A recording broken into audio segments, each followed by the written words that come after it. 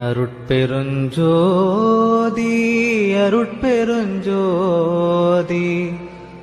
தனி பெருங்கருணை அருட்பெருஞ்சோதி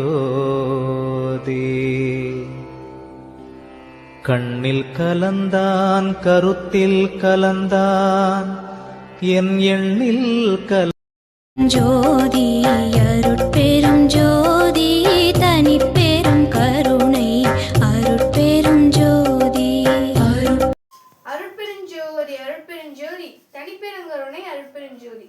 எல்லா உயிர்களும் இன்புற்ற வாழ்க, வள்ளல் மலரடி வாழ்க வாழ்க. கோடான கோடி அன்னங்களுக்கும் குருவே சரணம். கொட்டையூர் ராமதாஸ் அண்ணா திருவடிகளை போற்றி போற்றி. போன பாகம் 1ல 15-15 2 அடிகளின் பொருள் எல்லையில் பிறப்பெனும் இருங்கடல் கடத்தேன் அல்லலை நீக்கி அருட்பெருஞ்சோதி. இந்த 2 அடிகளின் பொருளை பாகம் 1ல பார்த்தோம். இப்போ பாகம் 2ல இன்னும் சிறிது தடவை பார்ப்போம். நம்ம அரிப்பெருஞ்சோதி ஆண்டவர் கருணையே வடிவானவர். அந்த கருணையே வடிவான அரிப்பெருஞ்சோதி ஆண்டவர் தான் ஒவ்வொரு பிரபஞ்சத்தையும் தோற்றுவித்தாங்க. இந்த ஒவ்வொரு பிரபஞ்சமும் கருணையானதான் செயல்பட்டு இருக்கு. அப்ப நம்ம அரிப்பெருஞ்சோதி ஆண்டவர் என்னன்னா இந்த பிரபஞ்சத்தை மட்டும் தோன்றது இல்லாம அந்த ஒவ்வொரு மனிதனோட அகத்திலுமே கடவுள் இருக்காங்க நமக்கு தெரியும். நம்ம போன பதிவுலேயே பார்த்தோம், கடவுள் ஒவ்வொருத்தவங்களோட அகத்திலுமே அரிப்பெருஞ்சோதி ஆண்டவர் இருக்காங்கிறது. அரிப்பெருஞ்சோதி ஆண்டவர் ஏன் ஒவ்வொருத்தவங்க அகத்திலையும் இருக்காங்கன்னா, நம்ம முதல்ல ஒரு சிற்ற அணுல தான் தோன்றணும். அந்த சிற்ற அணு எப்படி உருவாகுச்சுன்னா ஜடபூத அணுக்களாலையும் காற்றாலையும். இந்த மனிதன் எப்படி தோன்றுனா, இந்த அணு எப்படி தோன்றுச்சு, ஜடபூத அணுக்கள்லாம் என்னங்கிறத நம்ம ஒரு பதிவுல நல்லா விரிவாக காணுவோம்.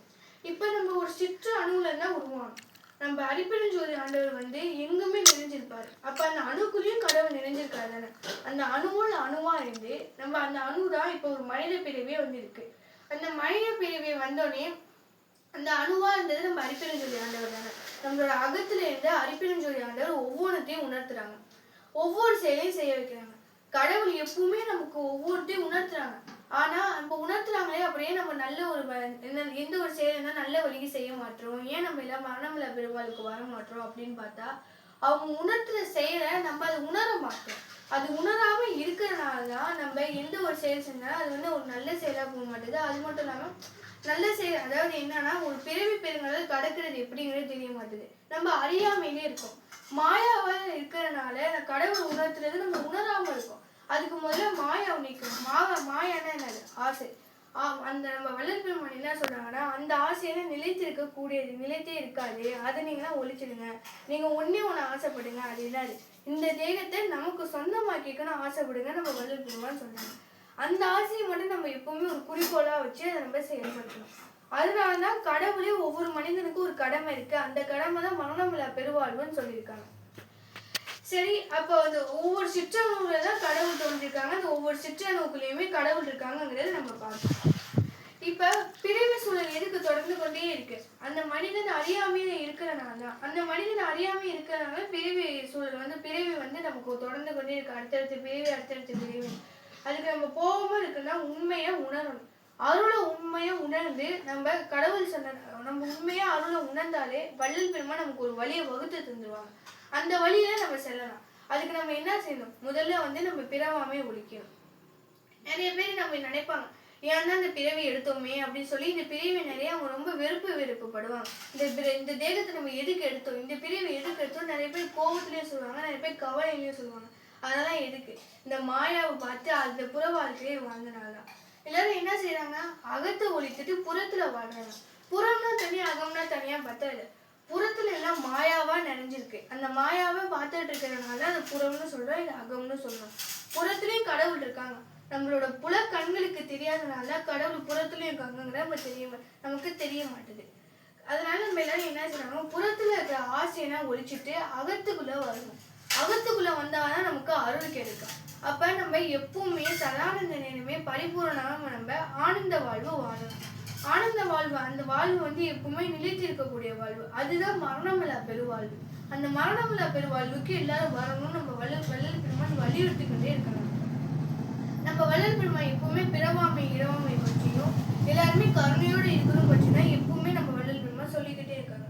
முக்கியமா ஜீவகாருண்யத்தை பத்தி பிறவாமை இரவாமை இது கருணையோட இருக்குன்னு சொல்லி இதெல்லாம் பற்றிதான் நம்ம வள்ளல் பெருமான் எப்பவுமே சொல்லிக்கொண்டே இருக்காங்க. இப்பயும் எல்லாரோட அகத்திலையும் கடவுள் விளங்கி நமக்கு உணர்த்துறாங்க. அதை நம்ம முதல்ல உணர கத்துக்கணும். உணர்னா முதல்ல நம்ம கருணையோடு இருக்கணும்னு சொல்றாங்க. சரி, நீங்க விருப்பு இந்த அடைஞ்ச நம்ம தேகத்தை நம்ம விருப்பு பெற்றோம்ல, ஏன்னா இந்த தேகம் பெற்றோம்னு சொல்லிட்டு அதுக்கு பிறகு நம்ம அருள் கிடைச்சோடனே இந்த தேகம் நமக்கு சுத்த உடம்பா ஆயிடும். இது நமக்கு ஞான தேகமா ஆயிடும். ஞான தேகம்னா என்ன? நம்ம தேகம் முழுவதுமே ஞானம் மட்டுமே நிறைந்திருக்கும். ஞானம்னா என்ன? இதுதான் உண்மை, அதுதான் உண்மை, இதுதான் நிலைத்திருக்கக்கூடியங்கிற மெய்யறிவும் நமக்கு விளங்க ஆரம்பிச்சிடும். மெய்யறிவுனா அது மட்டும் தனியே விளங்குற அப்படின்லாம் பார்த்தால நம்ம இவ்வளவு நாளே எது உண்மை எது நிலைத்திருக்கக்கூடியது நம்ம தெரியாம இருக்கும். மெய்யறிவுனா எது உண்மைங்கிறது தெரியும், எது நிலைச்சிருக்கக்கூடியதுங்கிறது நமக்கு தெரியும். அதுதான் மெய்யறிவு. மெய்யறிவுனா தனியா போய் நம்ம கஷ்டப்பட்டு அதை நம்ம தெரிஞ்சுக்கணும்னா இல்லை. உண்மை எதுங்கிறத தெரிஞ்சுக்கணும். மெய் உண்மை எது, இதெல்லாம் பொய். இந்த பொய்யை பார்த்துதான் நம்ம ஏமாந்துட்டு இருக்கோம். இந்த உண்மையை நீங்க தெரிஞ்சுக்கணுங்கிறத நம்ம வள்ளல் பெருமான் சொல்றாங்க. நீங்க எல்லாருமே பொய்யே பார்த்துட்டு இருக்கீங்க, உண்மை எதுங்கிறது தெரிஞ்சுக்கோங்க. அந்த உண்மைதான் மெய்யறிவுன்னு சொல்றாங்க நம்ம வள்ளல் பெருமான். சரி, அப்ப இவங்க எல்லாம் இந்த பிறவி பெருங்கடலை ஒழிச்சுட்டா சதானந்த நேரமும் அவங்க சுத்த உடம்போட எப்பவுமே இவங்க சதானந்த நேரமும் சுகானந்த வாழ்வு வாழ்வாங்கன்னு சொல்றாங்க. சரி, நம்ம அரிப்பெருஞ்சோதி ஆண்டவர் எப்படி இதெல்லாம் செய்யறாங்கன்னா அருள் ஐந்தொழில் செயலாளர். ஐந்தொழில் செயல்கள்னா நம்ம பஞ்சபூதத்தால பார்த்தா அது எல்லாமே அருளால செஞ்சோம்.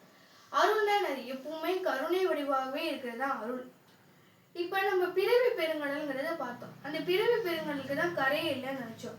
ஆனா நம்ம இந்த அருளுக்கு வந்தோடனே அந்த பிறவி பெருங்கடல்ங்கிறது அருள் பெருங்கடலா ஆயிடும். அந்த அருளுக்கு ஒரு கரையே இருக்காது. ஒரு மனிதன் அருளோடு நிறைந்திருக்கானா அந்த மனிதனுக்கு இந்த அளவு தான் அருள் இருக்கு, அந்த அளவு தான் அருள் இருக்கு நம்மளால சொல்ல முடியாது. எப்படி பிறவி பெருங்கடலுக்கு ஒரு கரை இல்லையோ அது போல அருள்ங்கிற பிறவி பெருங்கடலுக்கு ஒரு கரையே கிடையாது சொன்னாங்க. பிறவி பெருங்கடல் நம்ம கடந்துட்டா அருள் பெருங்கடலுக்கு சென்று விடும்.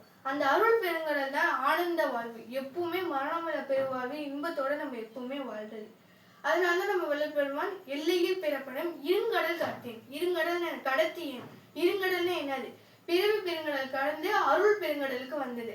அருள் பெருங்கடல் கடத்தியேன், அருள் பெருங்கடலுக்கு வர வச்சது அல்லையை நீக்கி அருட்பெருஞ்சோதி. இந்த பிறவாமை இரவாமை நீக்கினதே நம்ம அரிப்பெருஞ்சோதி ஆண்டவர் தான்.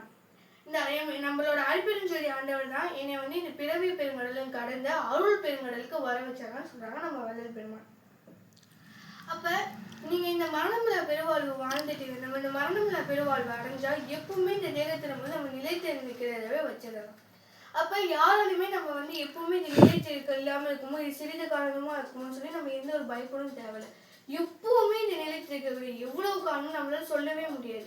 அதுதான் நம்ம வள்ளல் பெருமான் சொன்னாங்க, நீங்க எல்லாம் மரணமில்லா பெருவாழ்வு வாழணும். அதுக்காக தான் நம்ம வள்ளல் பெருமானை ஆதாரபூர்வமா விழுந்துட்டு போயிருக்காங்க. இப்படி வள்ளல் பெருமானுக்கு இரவாமை பிறவாமை ஒழிச்சது யாருன்னா நம்ம அரிப்பெருஞ்சோதி ஆண்டவர் தான். கடவுளே தன்னை பெருமைப்படுத்திக்க கூடாதுன்னு சொல்லி தன்னடக்கமா எனக்கு மேல ஒரு கடவுள் இருக்காங்க, அவங்கதான் அரிப்பெருஞ்சோதி ஆண்டவர்னு சொல்றாங்க. கடவுளுக்கே ஒரு எந்த ஒரு தன்னடக்கத்தோட இருக்காங்க, எந்த ஒரு இதுவும் ஆணவமும் எதுவும் இல்லாம இருக்காங்க. அப்ப கடவுளால படைக்கப்பட்ட நம்ம எப்படி இருக்கணும்? கருணையே வடிவா இருக்க வேண்டாம். அதனால நம்ம எப்பவுமே கருணையா வடிவா இருந்து அறிவுபூர்வமா சிந்திச்சு எது உண்மை, எது எது பொய், எது நிலைத்திருக்கக்கூடியது, எது நிலைத்திருக்காதது எதுன்னு சொல்லி நம்ம உண்மையை தெரிஞ்சுக்கிட்டு நம்ம எந்த ஒரு செயலா இருந்தாலும் செய்யணும். ரொம்ப ரொம்ப ரொம்ப சீக்கிரமாவே எளிய வடிவிலே எளிய முறையிலேயே நம்ம மரணமில்லா பெருவாழ்வு வாழணும். அந்த எளிய முறையை இந்த எளியான ஒரு வழியை வகுத்து தந்தது எதுனா நம்ம அரிப்பெருஞ்சோதி ஆண்டவர் தான். நம்ம வள்ளல் பெருமான் நமக்கு ஒரு எளிய ஒரு வழி வகுத்து தந்திருக்காங்க. அந்த வழி எது? சமரச சுத்த சன்மார்க்க சங்கம். சமரச சுத்த சன்மார்க்க சங்கம் தான் ஒரு எளிய ஒரு வழி. நீங்க மரணமில்லா பெருவாழ்வு அடைகிறதுக்கும் பிறவாமை இரவாமை ஒழிக்கிறதுக்கு ஒரு எளிமையான வழி அதுதான். எல்லாரும் அதுக்கு வாங்கன்னு சொல்றாங்க. நம்ம வள்ளல் பெருமான் சொல்லியிருக்கிற சமரச சுத்த சன்மார்க்க சங்கத்துல சொல்லியிருக்கக்கூடிய எல்லா நெறிமுறைகளும் நம்ம கண்டிப்பா கடைபிடிக்கணும். நம்ம வள்ளல் பெருமான் மட்டும் ஒரு புதிய நெறிகள் தான் சொல்லல, இயல்பா ஒரு மனிதன் இயல்பா என்ன செய்யணுமோ அதை தான் நம்ம வள்ளல் பெருமான் சொல்லியிருக்காங்க. இது நம்ம கஷ்டப்பட்டு கடைபிடிக்கணும்னா இல்லை, நம்ம அது உண்மையை இது இயல்பான மனிதனுக்கு தான் சொல்லியிருக்காங்க, இது இயல்பா நம்ம எல்லாம் கடைபிடிச்சுதான் ஆகணுங்கிற அது அந்த இடத்துல நம்ம அறிவுபூர்வமா சிந்திச்சு அதை நம்ம கடைபிடிக்கணும். அப்ப நம்ம எல்லாருமே பிறவாமை இரவாமை கண்டிப்பா ஒழிக்கணும். இந்த பாடல்ல சொல்லியிருக்கிறது எல்லையில் பிறப்பெனும் இருங்கடல் கடத்தியேன் அல்லலை நீக்கி அருட்பெருஞ்சோதி. இந்த அடியில பிறவாமை இரவாமையை பற்றி சொன்னாங்க. சென்ற அடியில ஊக்கமும் உணர்ச்சியும் முடித்தரும் வாக்கையும் ஆக்கமும் உணர்வையே அருட்பெருஞ்சோதி.